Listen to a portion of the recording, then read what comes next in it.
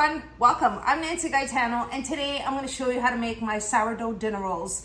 In Portuguese we call these papo secos, but made out of sourdough, and I'm going to show you how to make these step by step. I've made my sourdough starter. I have a fly in here somewhere, and I've also showed you how to make my sourdough loaf in a Dutch oven. And today is the papo secos dinner rolls. So stay with me, and I'm going to show you how to make this recipe step by step. Let's get started in making sourdough buns. So in a bowl, I'm going to start off with 1 2/3 of room temperature water, which I'm using bottled water. So I'm placing it in the bowl. Next, I'm going to place 1/2 cup of sourdough starter. So I'm going to scoop up 1/2 cup of my sourdough starter, and I'm going to place it right into the water, which is 125 milliliters. All right, I'm going to mix it together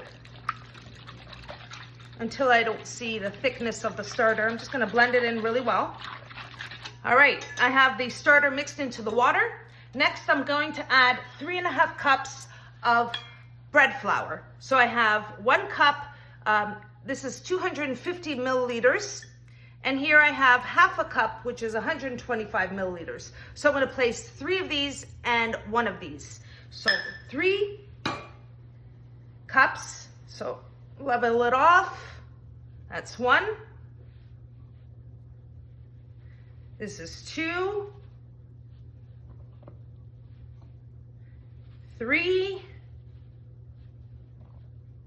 and now I'm going to get my 1/2 cup, fill this one, and this is 1/2, so 3.5 cups of bread flour. Next, I'm going to add 1/2 teaspoon of kosher salt, or you can also add sea salt. I've used both, so I'm going to place 1/2 teaspoon. Next, I'm going to mix this together. So I'm going to just combine it slowly. Just, I don't want the flour bouncing back at me and I'm going to get flour everywhere. No, I mean, that's what happens. So I'm usually in a rush trying to do things, but for you, I'm going to try to do it very slowly so you can see how this comes together. So I'm going to mix it together until you don't see any more flour. I like to use my spatula. I'm going to scrape down the sides, blend in all the flour. Okay, I've scraped down the sides of the bowl. Now I'm going to finish combining this dough until sometimes there's some flour in the bottom. If you can see that, there's some flour under there. I want to make sure it's all blended into the mixture. There we are.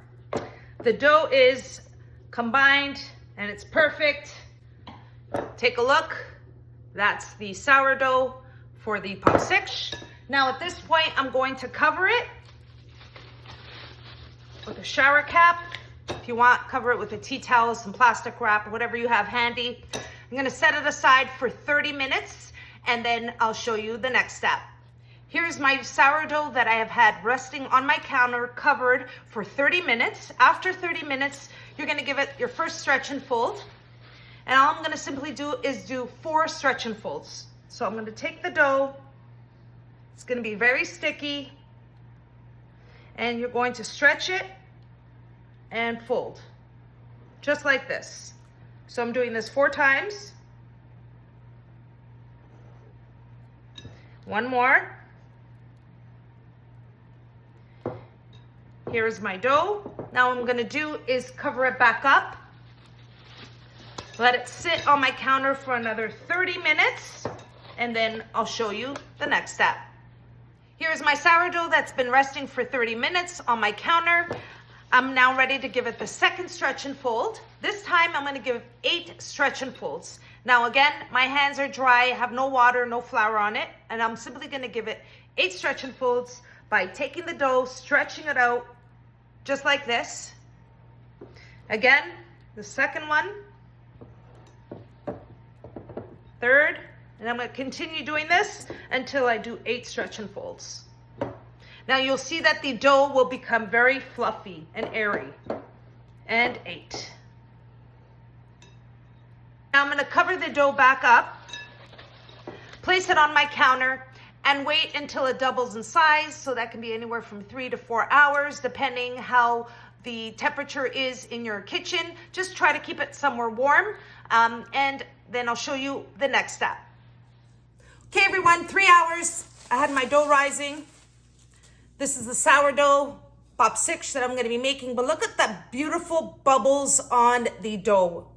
Perfect. Now I'm going to form the rolls or Papo secos, and all I'm going to simply do is before I place it on my counter, I'm going to dust it with some bread flour, just a light dusting. You don't need a lot of flour. You just want to make sure it doesn't stick to your counter surface. And I'm going to place the sourdough right on the counter. There we are.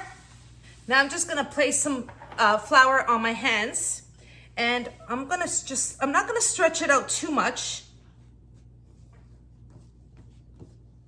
Just like that.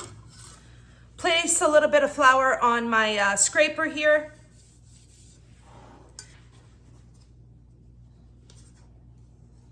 Just go along the center, just like this. And I'm gonna cut 3 rolls, make 3 rolls out of each side, so I'm gonna get 6. If you wanna make them smaller, you can cut them into 8. So here's 1, 2, 3. And then I'm gonna do the other side. So I got 6. It's okay if it's sticky, use some flour for your hands. And I'm just gonna place them all aside here, and I'm gonna do one at a time. And I'm gonna put some flour on my surface just so they don't stick. And you're gonna do the same thing as if you are making a sourdough loaf. So what you're gonna do is you're going to flip it over to one side, and then you're gonna flip it over to the other side, just like this. And then what I'm gonna do is I'm gonna roll it just like this. I sort of want them a little longer. Now I'm gonna place the rolls on a baking sheet with parchment paper, and I'm going to dust some rice flour on the baking sheet, which here I have white rice flour. I like to dust it on white rice flour on my baking sheet as well as on top of the rolls. So I'm gonna place a little bit on light dusting on the baking sheet, so that way when I place it on the rolls on the baking sheet, they don't stick. Okay, so I'm gonna get the first roll and then place it right on the baking sheet. So I'm gonna continue shaping the rolls and placing them on the baking sheet, and then I'll show you the next step.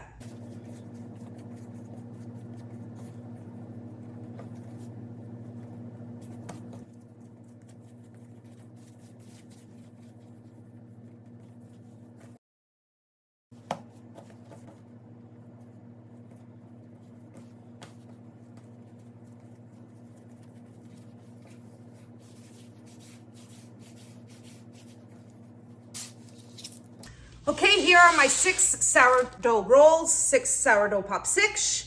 And what I'm gonna do now is I'm gonna cover them, and I'm gonna preheat my oven to 425 degrees Fahrenheit.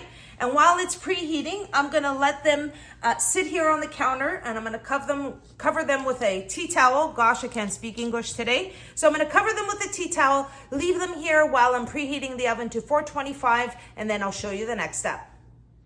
Here are my Papo secos that I had rising for about 15 minutes while I was preheating my oven to 425 degrees Fahrenheit. Here they are, nice and fluffy. They look beautiful. Now I'm going to just simply dust it with some white rice flour.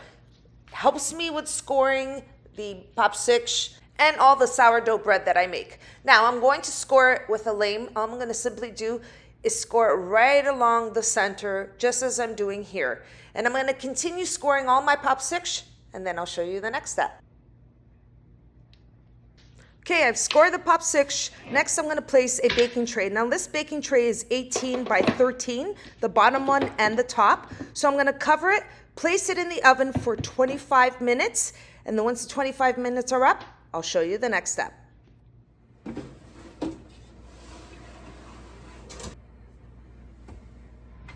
Okay everyone, here are my sourdough Papo secos after 25 minutes. Now I'm gonna remove the top tray place them back in the oven for an additional 15 minutes, and then I'll show you what they look like when they come out of the oven.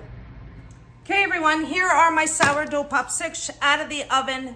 This is really, really hot, and so are the popsicks. Look how crispy they are. They're very, very hot. What I want to do is I want to let them cool before I cut into it. So what I'm going to do is I'm actually going to transfer them over to a wire rack that I have here on my left. So I'm just going to place them on there. Ooh, it's really hot. So I'm going to continue placing them on the wire rack, let them cool, and then I'll show you what they look like inside.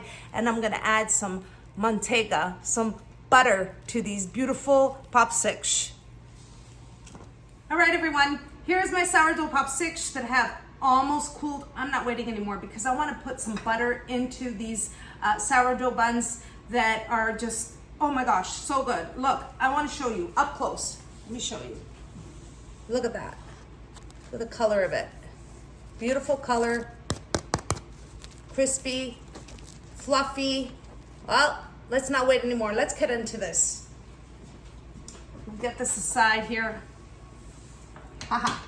So just want you to know what I did is I placed them in the oven for 25 minutes with the baking tray on top, and then I removed the baking tray after 25 minutes, and then I left it in there for another 15 minutes. Now, if you like them a little darker rather, leave them in there for another 5 minutes or so, but they're very easy and delicious. So let's cut into these. Oh my gosh. Okay, I gotta show you the inside. Here we go, everyone. Look at that. You still see, they're still hot, but I'm gonna add some nice butter in there. Pãezinhos com manteiga. That's how I used to say it, and that's how I continue saying it after all this time. But I'm gonna add some butter. You can add, some Portuguese white cheese, but really cold cuts, tuna, anything. Oh my gosh, my husband absolutely loves these. So I like to put a lot of butter because I like to taste the butter, especially if it's melting in the bun. And these sourdough buns are so good, and so good, so good, so good. All right, let me do this. Wow. Wow.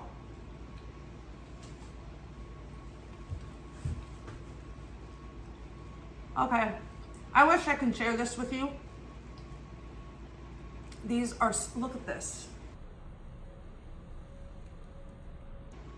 So fluffy and airy and delicious. The butter is pretty much melting in them. I normally let them cool off completely, but I wanted to show you. Thumbs up, everyone. These are delicious sourdough buns, sourdough popsicks, and I really hope you enjoyed watching me make this recipe for you.